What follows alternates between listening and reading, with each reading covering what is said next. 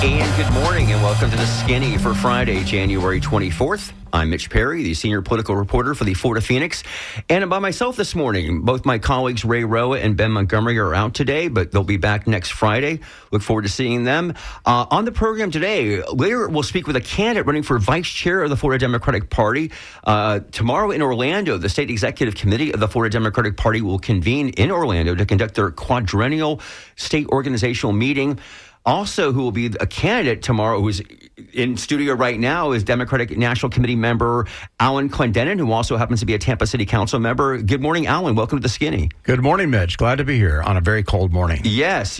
A series of cold mornings here. You're a long-time Tampa guy, and must be, when was the last time it was this cold for this long? I don't remember it being this cold for so long. You know, we're so used to having the cold to snap, and then it warms right back up, but it's like it just won't go away. And the crazy thing is, my sister and my daughter live in Anchorage, Alaska. They've had a total of 3 inches of snow. The panhandle of Florida has had more snow this year than Anchorage, Alaska. Was it 9 inches in Milton, Florida? Insane. Yeah, indeed. Hell has frozen over. Well, the great state of DeSantis has frozen over. We did have an inauguration, of course, earlier this week, and we can get to that later. I definitely want to get into a lot of stuff with the Democratic Party because you've been very involved with it for many years. But let's talk about your work on the Tampa City Council. I know for years you were not involved in politics, in terms of being a public official. And then the last, decade, I think you sort of ran for school board initially and then for city council. Interesting, your trajectory of your life here in terms of getting involved later on, as it were, in being a public servant. Well, yeah. I've been involved in politics because I understand the importance of it has on day-to-day lives of my family and my friends and, of course, everyone else that lives in our community. Since I was 16 years old, I volunteered in my first political campaign living in Central Florida. What was that for? Okay, you're going to age me. You can't tell by the gray in my beard. It was for Jimmy Carter. Yeah, so okay. It was a long time ago. But I was very involved in grassroots politics. I was a union organizer, and I was involved in the political arm of the union and helped do a lot of things in Washington, D.C. for 6 years, benefiting the Air Traffic Controllers Union as an air traffic controller. Right. And we were actually the first labor union in history for federal employees to be able to negotiate salaries and benefits, and that was through political action. So, we live in a world that is we're governed by politicians, and if we don't get involved and we don't attempt to have our voices heard, other people's voices will be heard. So, I've always felt that I needed to be out there fighting for people that can't necessarily fight for themselves, or don't have the ability to fight for themselves, and that's what I've always just stood for my entire life. And then I had the luxury. I was able to retire. When I retired, I was able to have the time to run, and I had a passion. You spoke about school board. I had a passion for public education. Still have a passion for public education and how important it is to our country. So I put myself out there. I was not successful, but I did run for city council and was successful, and have been serving and enjoying the ride. All right, well, let's get into the city council, your work there. I wanted to ask you about, this is going to happen, you're looking at passing a $3 million financial assistance program targeted to help families who are lower income, working class, or middle class families with mortgage assistance. That is about to happen. Where are we at with that? It's just one more program and many things that the city of Tampa works on to help folks that need that hand up. We have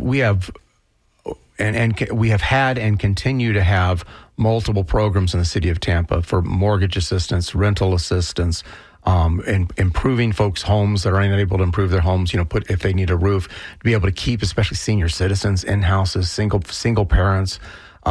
There's a multitude of problems that people face, and I believe that this city council and the administration understands the role that the city government has. We're not the solution because, the budget's just what the budget is. We can't be everything to everybody, but where we can provide assistance to citizens of Tampa to keep them in their homes, to improve neighborhoods, to make sure that kids have a place to live and senior citizens are not kicked out, we redo that. And that $3 million is just one of many programs that we're working on. So in November, the council approved a very contentious flood relief plan project in South Tampa that seemed to bitterly divide the community. You voted to enter into an initial design build contract worth more than $7.7 million with Kimmins Contracting Corporation. They're now tasked with coming up with a final recommendation for the South Howard Flood Relief and Streetscape project. This is estimated to be a $65 million project in South Howard, calling for major upgrades to the area's stormwater system. We all know, anybody who's lived there or driven through there knows, way before with our big hurricanes and any it rains for an hour and you got problems driving down the street there. So obviously there's a need there. Your mobility director, Vic Bendy, says it will improve drainage 5 times its current state. You support the plan. You had some prominent business people in the community like David Laxer and Jared Dyer, who owns Bella's, against it. Was that a tough call for you or no? You know, one thing I've learned about now serving on council, everything's a tough call. There is no one vote that's going to be, it's just, there's very rarely do you get something that's truly easy because there's always 2 edges to the sword. And, and it's never a perfect problem. One thing I also have learned since serving on council is we are decades behind in our infrastructure. And I mean, decades and decades and decades behind in our infrastructure. I'm not going to point fingers backwards because it's pointless to, of who's to blame and how we got to where we are, but we are where we are. And now I'm sitting in a seat where I can help do something about it. It's something that is going to have to be incrementalism of being able to affect the change, to be able to, put things back together where they belong. But I mean, our storm infrastructure, we've made great strides. We have the stormwater program that was passed a few years ago, the pipes program, the pipes program that this administration has been working on, our waste management plan. We have a lot of infrastructure that's in place. I don't think people realize billions of dollars things that are happening in the city of Tampa. But it's still going to take a long time to get it back together. The Parkland Estates issue is just one of many issues in the community that we're having to solve. That particular area is really bad. The area is like a bowl, and it collects water, and it's a complicated problem to try to get that water out of there, especially when we have torrential rain and then back-to-back rainstorms like we had with Milton, and then the few rainstorms prior to that. So we had saturated ground, and then we had 15 to 19 inches of rainfall with Milton. I'm really good friends with those business owners, and I'm very empathetic, and I've been fighting for their cause to try to mitigate as much as we can. But sometimes sometimes you just have to make the call, and that for the greatest amount of good, for the greatest amount of people, you have to, for lack of a better word, we have to suck it up, and for the time that it takes to fix it. We are speaking with Tampa City Council member and Democratic National Committee member Alan Clendenin. I'm Mitch Perry here on The Skinny. A couple more questions about Tampa, and then we'll move on to talking about the Democratic Party. Let's talk about transportation. Or actually, before we get there, because I know you want to talk about transportation, also in November, you approved a $6 million plan to revitalize the Franklin Street corridor in downtown Tampa. This is expected to take 3. Oh, and by the way, I'm going to stop there. I want to go back to you talk about the infrastructure, because I remember reading in the Tampa Tribune like 20 years ago, actually, when Mayor Pam Iorio was in office, and she was looking at that time, like going, because the pipes at that point had been like 100 years old, and maybe some of them still are, that you're trying to repair now. Yes, they are. And this is really an American problem, though, right? I think we're really seeing this all around the country in our cities, that and it does cost a lot of money, but that you have to do it. Yeah, billions. And to the credit of the administration and your city government, the people that represent folks in the city of Tampa, they have stepped up to the plate, and we're one of the few cities that we are doing something about it. We are replacing all these pipes. It's frustrating because people see all these projects and streets are dug up, and there's street closures. Between stormwater and pipes, the infrastructure that you don't see, it's not sexy. So a lot of times politicians don't like to deal with this stuff because it's not shiny new things. People can't see it, but it's something that everybody depends upon. When you turn the faucet on your sink, you expect clean water to come out. When you flush your toilet, you expect the dirty water to go away. Well, there's some areas there we're a little bit questionable on, but we're fixing those problems. We are going to be one of the few cities in the country that are tackled the projects, and it's happening right now as we speak. Okay, so Franklin Street, $6 million. Project expected to take 3 years, and included is described as a more pedestrian-friendly mix of retail, residential, and commercial space. Is this going to be worth it, though? What's the goal here? Is it to help bring more people downtown? Or what? No, I think generally every project in the city of Tampa has, a niche or a particular element of our city where it benefits both economically and for the citizens for the quality of life issues. Franklin Street is for a relatively modest amount of money, and it's there was a failed project when they did the pedestrian mall. They kind of put a Band-Aid to create what we see today, but it still doesn't work. So we have some areas that are problematic, and we need, and it is an important thoroughfare. It's a historic corridor. We have our beautiful Tampa Theater on that, and mm-hmm. connections with the government buildings, and of course all these residents that are coming downtown. It was a very modest investment to greatly improve that corridor. The irony is that it wasn't necessarily one of my passion projects. One of the things that I'm targeting is Marion Street. I keep speaking with the HART representatives. That was again a failed project. That transportation corridor, it's not utilized, and it's a dead zone. And so I was actually initially concerned about spending the money on Franklin mm-hmm. because I wanted to reserve it to rethink what we're doing with Marion Street and maybe take back control from HART, because there's a lot of opportunity there. There's a lot of development opportunity. I'd love to see it as an arts kind of district with art galleries and cafes, and I think it would be a really amazing street. And it's a great north-south corridor that runs from the north end of the city all the way to the south end. So it has the potential of being a grand boulevard, a really great street. So that's when my vision of downtown Tampa. I'd like to see us start focusing a little bit more in that area. And again, we're in that discussion with HART, and hopefully we'll come to an agreement before I leave office. You do want to talk about transportation. We know that we do have a streetcar that's been, of course, happening, and there's been talk for years about expanding that streetcar to get it out. Right now, basically goes from Ybor City down to the Channelside area, or Water Street area, I guess we call it now, but also having that go further north in the city. Absolutely. As we speak, we are in the process of, we've taken the initial steps. We have... It's coming. We have so when I got into office, it was kind of dead, deceased, no more. It was a dead process as far as building the extension. We've resurrected that. I've worked closely with the administration to get that going, along with my fellow members of City Council. We are in the process of extending the streetcar from where it terminates now around the convention center. It's going to go over to Florida, go north on Florida, go to Columbus, make a left either on Columbus or right before Columbus, make a left, turn left down on Tampa Street, circle back in for a great circle. We're going to triple the amount of rail that the streetcar exists. It's one of the most popular streetcars in the United States of America.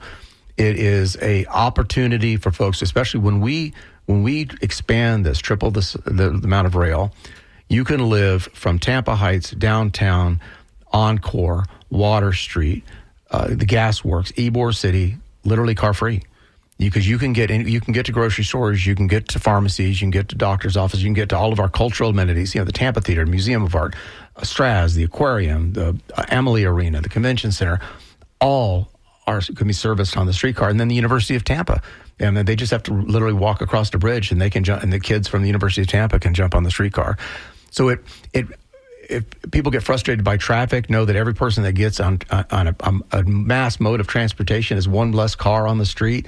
So it's going to take cars out of the street. We won't have to worry as much about finding places to park cars downtown. So we maybe won't see these seas of parking lots and okay, so what is it going to take? Obviously, a lot of dollars. And where are we at with that? We have support from the state. The FDOT and the Secretary for our district for the Florida Department of Transportation has been very cooperative and really supportive of the city and their agenda.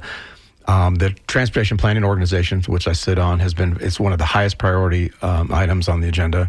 We have money kind of reserved from federal money as well. We have to put together the equation between using money from the CRAs and probably bonding to be able to get to close the deal. But it's we're working on it. It's coming slow. It's a lot. One thing also about government, it moves a lot slower than anybody wants it to. It's just there's a lot of processes and to go through, and especially something like this, because there's a lot of digging. There's a lot of infrastructure, a lot of cross department coordination. So it takes probably from the time I got in office, I was given an estimate. It would take 6 years. So we're probably a year and a half into that. So at least another 4.5 years before we start to see something. And then one last question about downtown, and that is the Riverwalk. Let's see here. The council voted recently 5-2 to use $10 million over 3 years from a West Tampa taxing district to subsidize the pedestrian pathway. Now, some people think this is maybe not a necessity here. And I saw former Tampa Mayor Bob Buckhorn weigh in yesterday on X. I think he retweeted a story about this, and he said the completion of the Riverwalk transformed our city. To call it a vanity project is nothing but posturing and the peddling of lies. Whoa, okay. But you're support of this? 100%. Yeah. And that, again, back to transportation. You call it Riverwalk, and it sounds like it's something that's, fancy. This is not going to be fancy. It's going to be a mixed modal way for people to bike, scooter, and walk in very critical elements of development where we're increasing density in the city of Tampa. So on the west side of the river, which will run from basically the terminus of Bayshore now, all the way along the river to the north, all the way up to Columbus, go down Columbus to Rome, and then we're going to go down Rome to Platte and then link back in. Then there's going to be a connection from the east side of the river, walk up through Ridgewood Park, their neighborhood there, to Columbus to link back in. This is not a fancy, tourist-driven river walk. And again, most of it is not even on the river. It's enhanced bike paths, protected bike paths, sidewalks, and infrastructure to allow people to move through the city in a different type of way.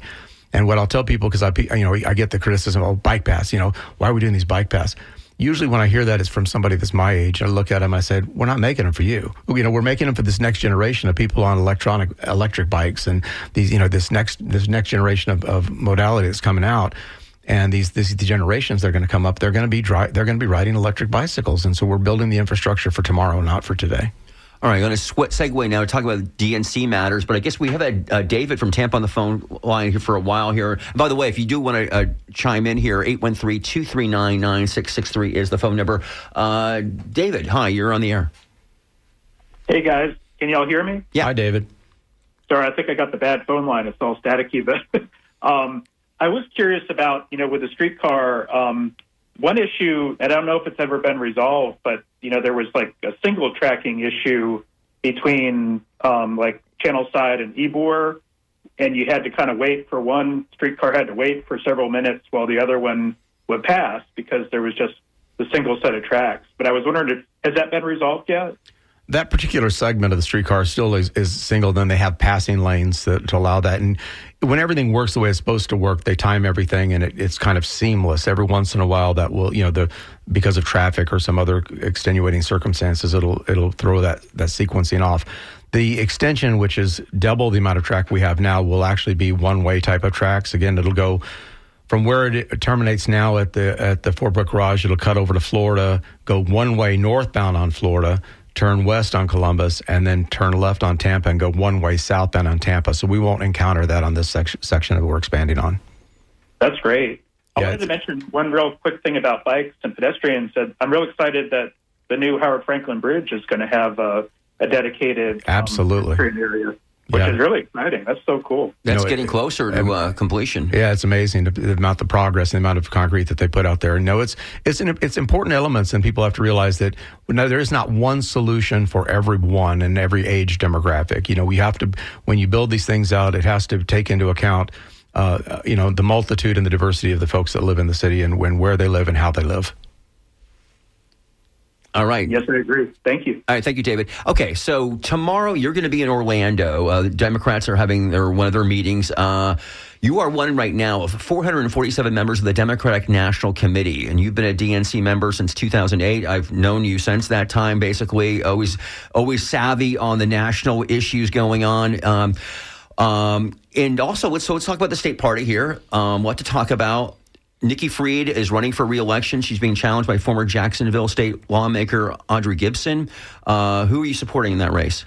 I'm staying out of it, but I will say that Senator Audrey Gibson has been a dear friend of mine for over 2 decades. Her and I were really grassroots Democrats when we first met before she got into politics as well. She's a very similar kind of story. She was a grassroots activist in Duval County, and then she ended up running for office and got into office and has served the state well. Nikki Fried obviously being the last statewide elected Democrat in this for Florida, has been serving for the Florida Democratic Party for the last just about 2 years. She served out the duration of one term. Usually terms are 4 years, but she only got half because she took over for someone else. Manny Diaz. And so we are, I think I'm trying to stay out of it because I've got my own race to run. Because I'm up for re-election tomorrow. So I'm trying to stay neutral on it. I think Nikki has done as good of a job as you could possibly do, considering the circumstances that we have. I think that she's got a lot of strengths. Audrey's a wonderful human being. I consider her a very dear friend, a personal friend. There we go. Okay, all right. And then, of course, there's a big... But I'll talk about the national because I know there's a race for the Democratic National Committee chair. But let's stick with the state right now. I interviewed you, if you remember this, Alan, a couple years ago, right after Ron DeSantis won by 19 points against Charlie Crist 2 years ago, and Marco Rubio won by 16 points over Val Demings. And you told me, and this is my story, that it was going to get worse. 2024 was going to be worse than 2022, which I know a lot of Democrats did not want to contemplate at that time, but you were dead on. It seems to me the number one issue is simply the fact there's way more registered Republicans than Democrats in the state right now. My gosh, Donald Trump won by 13 points in November over Kamala Harris. Rick Scott won by 13 points over Debbie Merkersol-Powell. We've never seen this in this state in terms of the Republican dominance. And we know it's going to take a while to get out of this for the Democrats. So there's not, one thing we can talk about here. But it even got worse here in Hillsborough County, right, where we had you had a Democratic election last month with Ione Townsend stepping down. Vanessa Lesser ran against Susan Valdez, state representative here in Hillsborough County. Vanessa won. The next, right after that, Valdez announced she was becoming a Republican. That was something. We've seen a second Democrat, Hillary Cassell, down in South Florida, do the same thing. I don't know if you saw, she had an interview with Miami, CBS Miami the other day. Not so convincing in terms of why she did that. But anyway, it's a tough time for Florida Democrats right now. Where are you at in your mindset as you go into Orlando tomorrow, this meeting? The reality is, and again, the voter registration was definitely, you can see this. This is not a surprise because you can see it building, you can see it coming. We know part of the reasons why. The governor has done an outstanding job of selling Florida, especially from COVID on, of the great free state of Florida. So a lot of these very conservative people from other states have looked at Florida as an opportunity, and they've come down here. On the reverse side of that, it cuts both ways. A lot of young people are frustrated with the anti-LGBT movement down here. The hate that has been spewed, and there's a lot of people that have not felt comfortable being here. So a lot of young people have fled. I mean, I've spoken with lots of folks that have fled. So it's double. We're bringing people here that are more aligned with this ultra right wing MAGA movement. And the young people, instead of staying here and fighting, have decided to give up and go to more progressive places to live. So that cuts both ways. I think that one we could see coming. I think one of the more disturbing factors is the voters that we would have traditionally expected to vote and vote for our candidates because of the values they represent, that either fled us and actually voted against us or stayed home. And I think that's what the Democrats have a challenge, is working back to this base, making sure that the working men and women of this state knows what we stand for, and making sure that our members of our Black community understand who we've fought for and who we continue to fight for, making sure members of the LGBT community and, young people, this whole influence that Joe Rogan and crypto and all had on these young people. I think the check is going to come and it's going to bounce for Donald Trump, the Republican House and the Republican Senate. They're going to overreach. They're already over. We're just. I mean, I know it's only been days, but it seems like it's already years. The exhaustion of what's coming out of Washington D.C. I have to expect that this is going to continue because the best indicator of what's happening is what's already happened. We're going to see more and more of this. He just pardoned people that tried to overthrow the United States of America and beat police officers, tried to gouge out the eyes of police officers. I don't know what world I'm living in. It's absolute insanity that these folks and it's still entertaining the idea of not just pardoning them and putting them on the street, inviting them to the White House. I'm without words. I don't know what to say. It's 11:30 right now. If you're just tuning in to WNF's The Skinny program, I'm Mitch Perry, your host. My co-hosts are not with me today, but I'm here with Alan Clendenin, Tampa City Council member and a member of the Democratic National Committee. In just a moment, we're going to talk to a candidate running for vice chair of the Florida Democratic Party who will be up for election tomorrow. We'll get to that in just a moment. We do have a couple phone calls, though. Let's get to that right now. We've got Connie calling in from Tampa. Hi, Connie. You're on The Skinny. Yes, hello. I hope you, Councilman Allen, take a very good, hard look at the promises that has been made to Black Democrats in terms of reducing poverty in our community. Even in Tampa, we see large segment of blight and poverty. And what I'm noticing is that you all on the city council move in small increments in dealing with the issue. So we will have another national election, and we will have a city election in 2027. And I hope y'all give that some consideration as to if Black people will continue to be loyal to a base that tend to ignore our issues. Thank you. Thank you, Connie. Thoughts? Yeah, thank you, Connie. Absolutely, and I think that's something that every elected official should always consider of who they represent. And I think that is, I would have to say that I have to stand up for the Democratic Party, especially in comparison to the alternative. What was there? There's an adage of don't compare me to God Almighty, compare me to the alternative. You know, it's while we're not perfect, the other side is absolutely is vile. I mean, and so detrimental to not just the Black community, but so many of the constituencies that the Democratic Party represents. They are literally going to start kicking down doors and ripping babies out of people's hands. But you are losing some of the voters who are not ideological, right? I mean, who just want to, in terms of price of eggs. right. As well as, inflation was a killer. I'm going to get to immigration in a minute because I want to get your thoughts about that. Do you want to take a couple of these more phone calls here before we do that? John from Lutz calling in The Skinny. Hi, John. Yes, good morning. I agree that it is outrageous that 1,500 violent mob criminals were released. But another thing that's outrageous is that coming up on Monday's Hillsborough County Democratic meeting, Nikki Fried is leading a charge to expel a gentleman simply because he opposes the genocide going on in Palestine. That is outrageous, and I think that's why the Democrats lost, is because Biden has been arming a genocide, and we have got to get AIPAC out of the Democratic Party, or the Democratic Party is going to cease to exist. Okay, John, we thank you. We can no longer support genocide.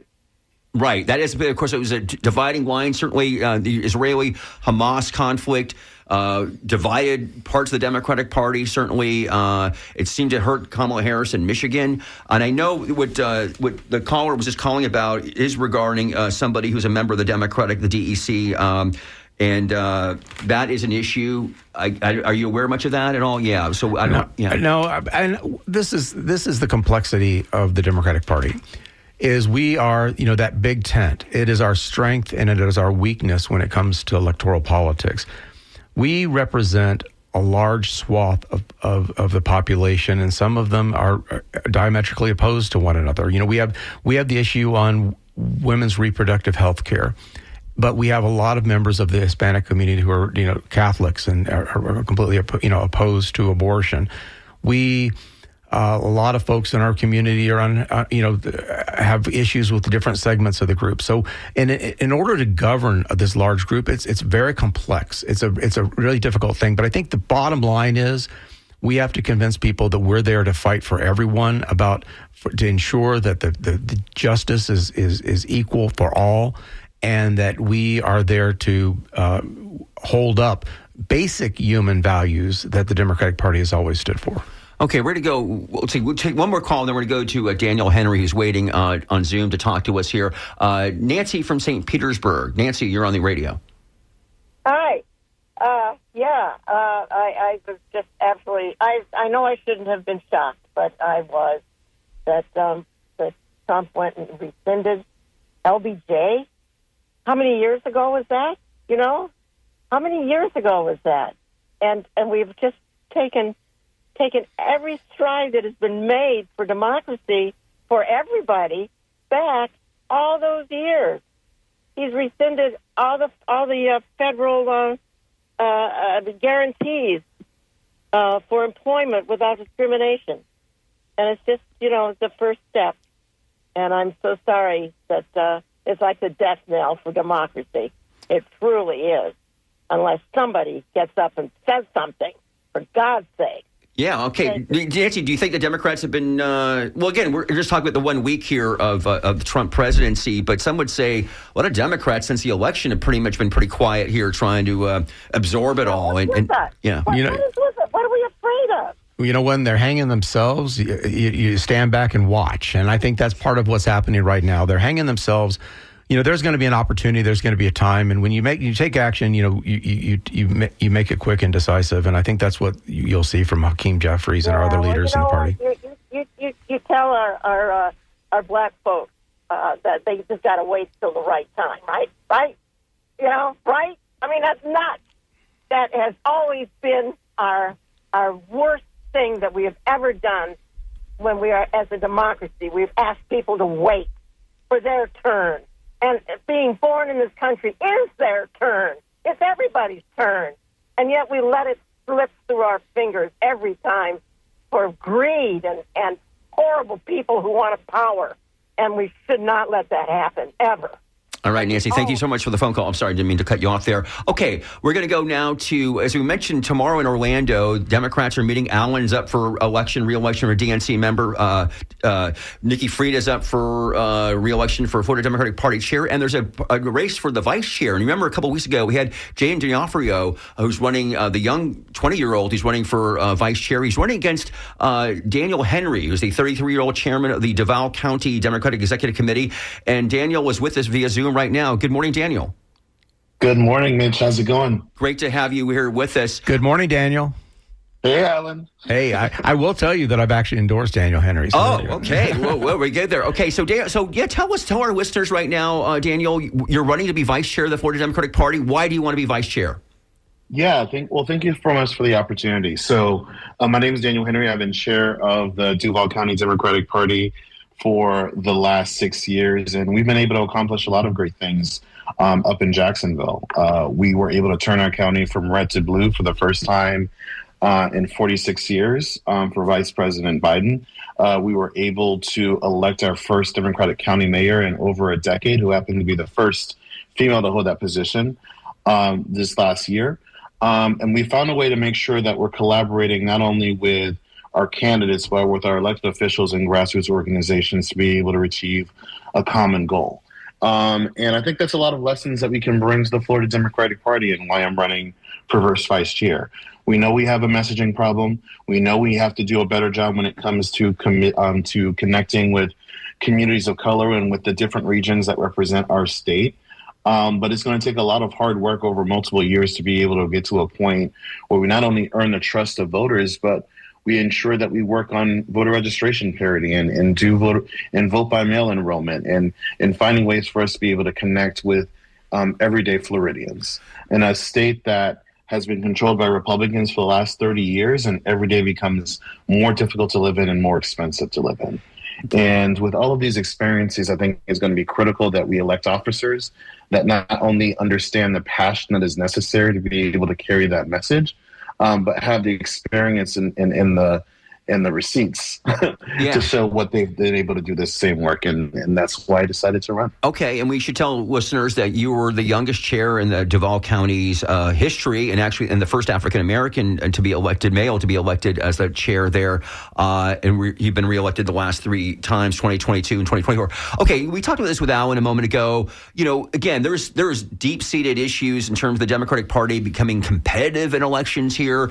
And so you mentioned registration. information? Because I think that's a key one that a lot of people thought the efforts were not as robust as they could be. Now, obviously, there's just a numbers issue when you've got so many Republicans who've come in here over the last few years here. But what do you say to folks who maybe young people, and you're young yourself at 33, who are disaffected? They don't think the Democratic Party is maybe talking to them in a way that appeals to them. And you saw, Donald Trump, as we all know, made inroads with every demographic better than he did in 2020 or 2016. And that included younger people. That included people of color. Maybe it wasn't a large numbers when it came to the black community, but nevertheless, as you mentioned, it seems to be more than a messaging problem this party has here. Daniel, what are your thoughts there? Well, I can tell you the conversations that I have with voters every single day, and particularly during the election. And when I talk to voters, young voters, voters of color, sometimes it was difficult for them to be able to truly understand what our party stood for and what we were going to do to make sure that their lives are better, that we were addressing the housing crisis, that we were addressing how expensive it is to be able to buy groceries or be able to deal with inflation. And there's many things that the Biden-Harris administration did to be able to deal with these issues. But one thing that Democrats are consistently bad at is talking about the things that we do and how they affect people's daily lives. And despite many of the derogatory, racist, and many negative things that President Trump has said in the past or during the campaign, what people were really hearing from him, unfortunately, was someone that was going to fight for them and that was going to make their effort to be able to make their lives better. And I think in order for us to be able to counter that in the future, we're going to have to make sure that we meet people where they are, not just using legacy media as a way for us to be able to connect with them, not using generic messaging that we think will apply to all racial demographics across the entire state, and not recognizing the unique challenges that people face every single day in their daily lives. That is, I think, something that is going to be important for us to be able to work on in future elections, and for us to recognize that it's not going to be one election cycle that this work gets achieved. It's going to have to take multiple years in order for us to be able to get out of the ditch that we find ourselves. But I know that we're committed to be able to do that, and I know we're passionate about making sure that we make that case to voters every day. We are talking with Daniel Henry. He is a candidate for the vice chair for the Florida Democratic Party. They are having their meeting tomorrow in Orlando. He'll be up for an election there. One last question with you, Daniel, and that is, you mentioned the phrase I've heard a lot from Democrats: we need to meet people where they are, the voters where they are.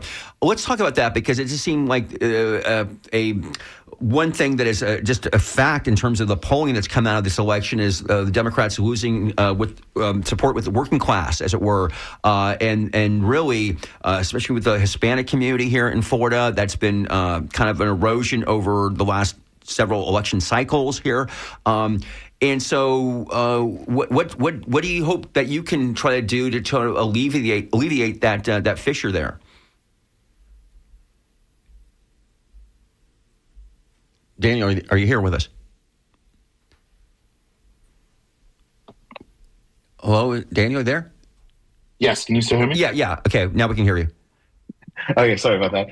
No, I think it gets down to the basics in terms of what our policies are going to do to make their lives better.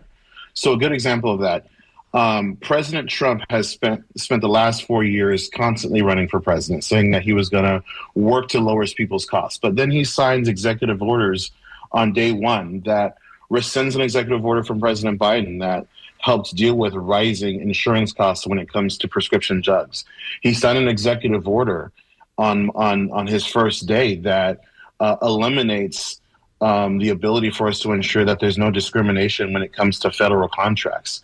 He signed an executive order that pardoned people that viciously beat police officers and law enforcement on January 6th.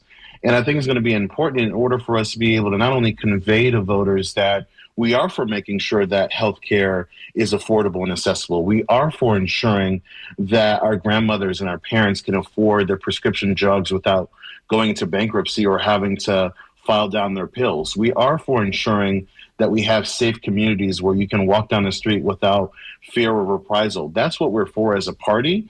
And I think in order for us to be able to convey that message to voters, it's not only telling voters what President Trump is doing every single day to make their lives worse, but what we will do as an alternative to make their lives better. All right, Daniel Henry, the chair of the Duval County Democratic Executive Committee and a candidate for vice chair for the Florida Democratic Party. Good luck to you tomorrow, Daniel. Thank you so much. And Mitch, you may not know this, so I'll give you some breaking news. Jaden has officially withdrawn for the race for vice chair. So I really appreciate the dedication that he put into his race and what he represented and making sure that we had a young voice be elected to party leadership. And I look forward to the opportunity to be elected this Saturday. All right. Well, congrats. All right. Thank you so much. We'll see you tonight, my friend. Have a good, safe travels. All right. Soon to you, Alan. Okay. Again, it's 11:46 right now. If you're just tuning in, you'll see the skinny here. I'm Mitch Perry with Alan Clendenin, Tampa City Council member and member of the Democratic National Committee. Okay. We've only got 14 minutes here. I'm going to get to some stuff here quickly here. Let's talk about what I just mentioned a moment ago, this perception, not a perception, I think a reality. The Democrats have lost touch with working class voters. Let's talk about immigration, Alan. This week we had Donald Trump is going to sign the Laken Riley Act today. This was passed. Laken Riley was a Georgia nursing student who was murdered by an undocumented Venezuelan immigrant. The legislation provides for the detention of undocumented immigrants charged with theft-related crimes as well as assault on police officers or acts causing death or bodily harm to an individual. Now, there are those on the left who say it's dangerous because it allows for the deportation of people who have only been accused and not convicted of such crimes.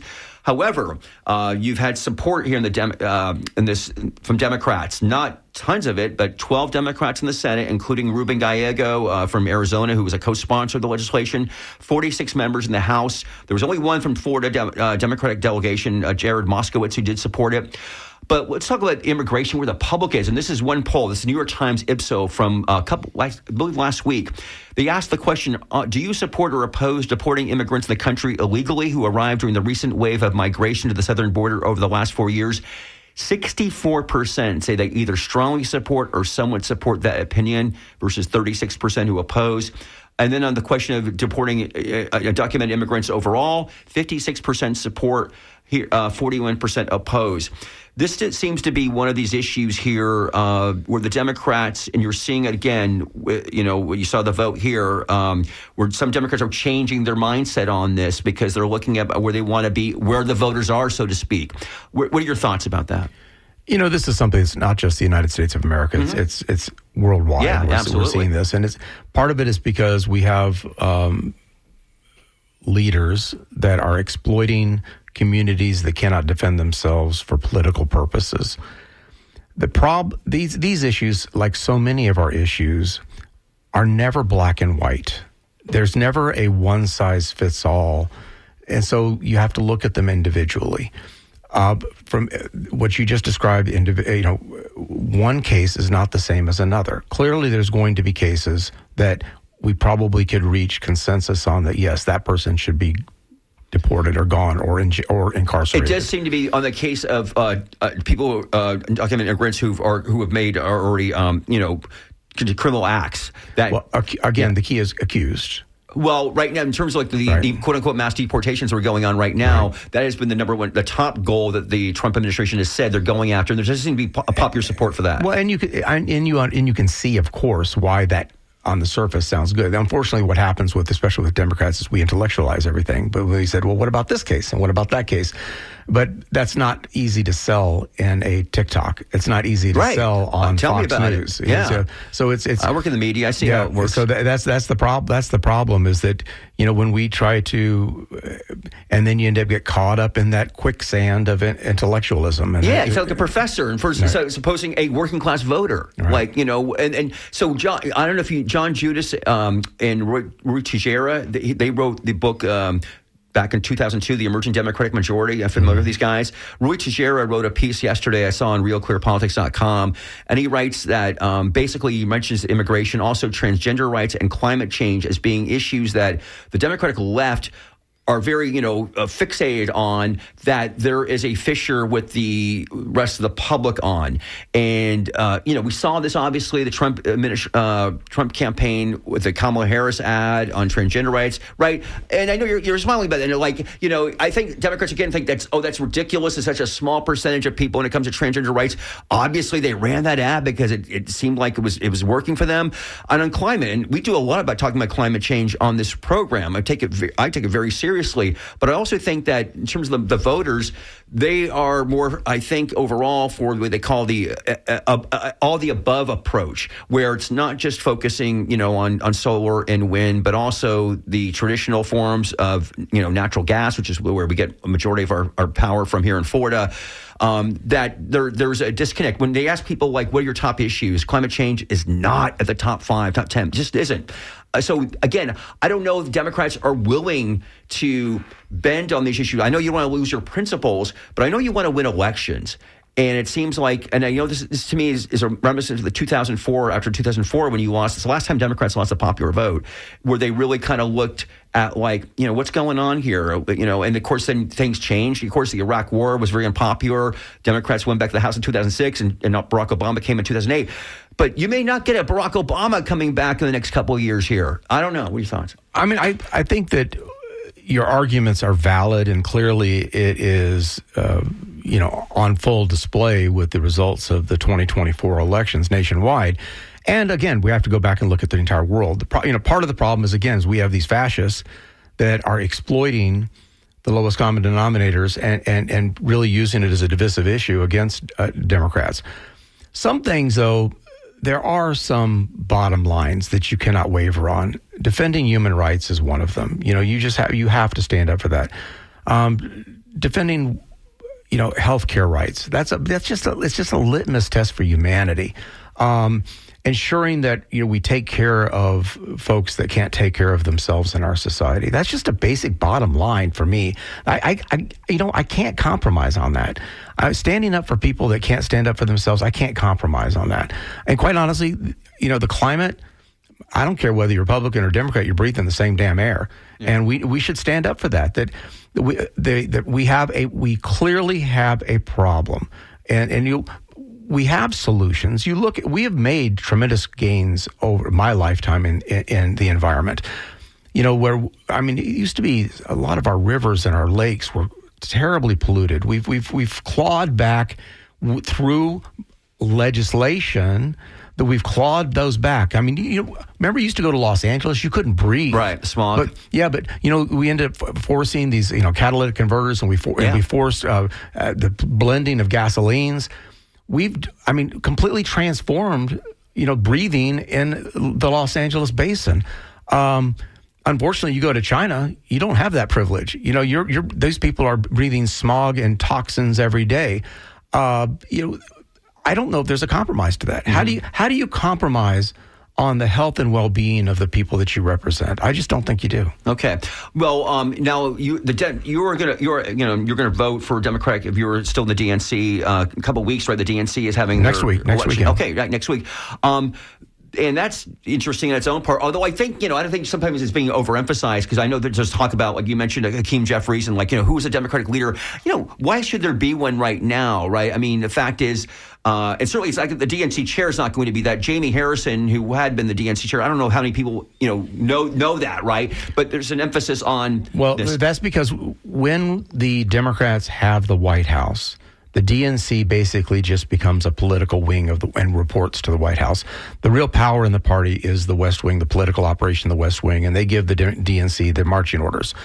So Jamie Harrison was, the chair of the DNC, but he was reporting and working on behalf of Joe Biden's White House. We are not in the White House. The DNC actually becomes the voice of the Democratic Party.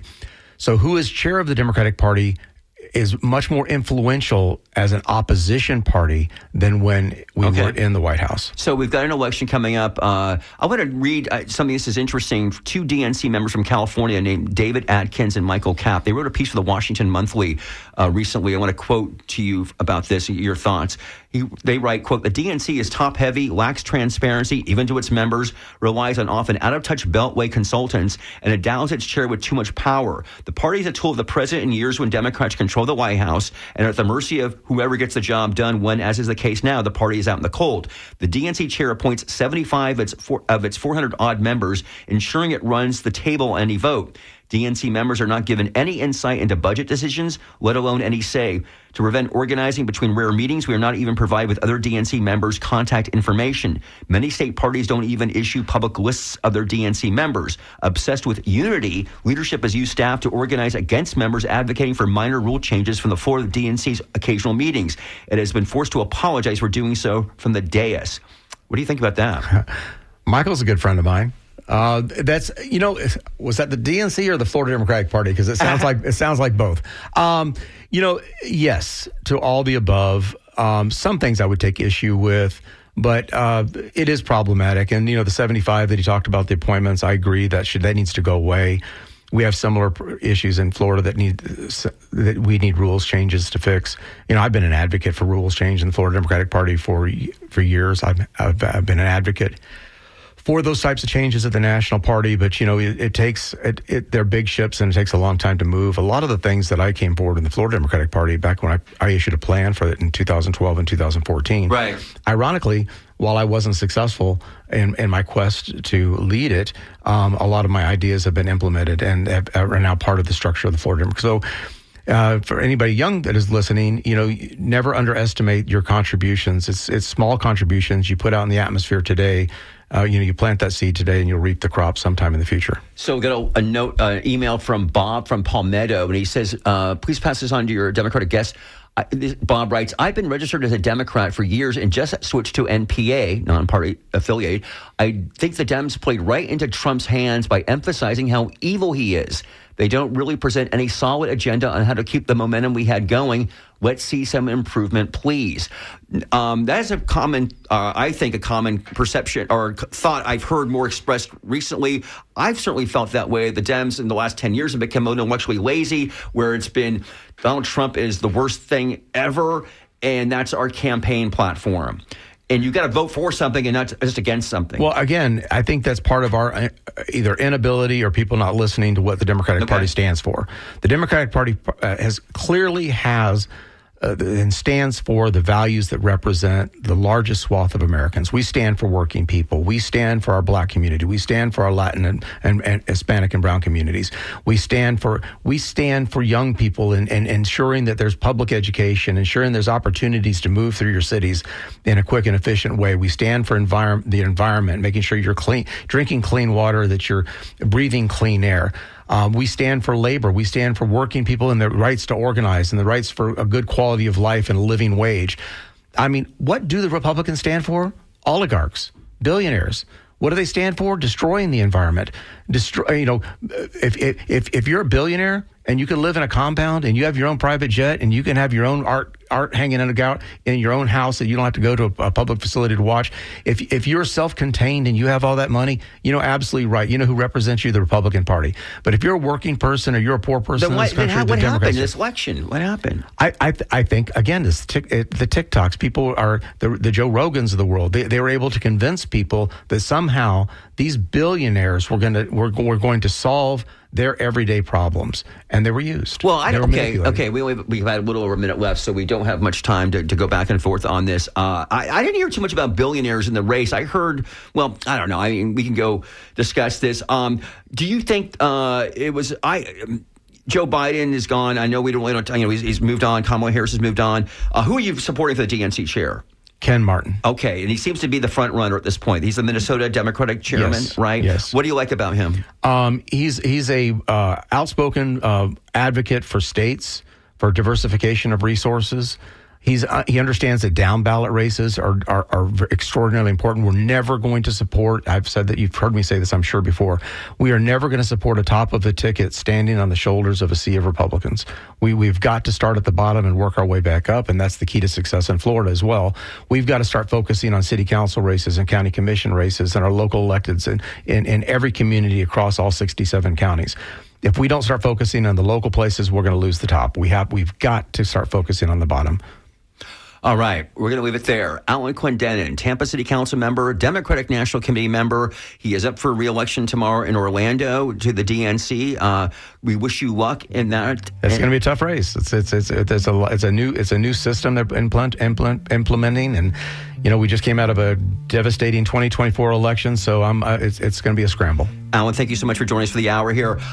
We want to thank Skip Sassy. He's been our engineer. Irene Matthews on the phones. Stay tuned for Art in Your Ear with Joe Ellen Schilke, the hostess with the mostest. I'm Mitch Perry. I'll be back here next week.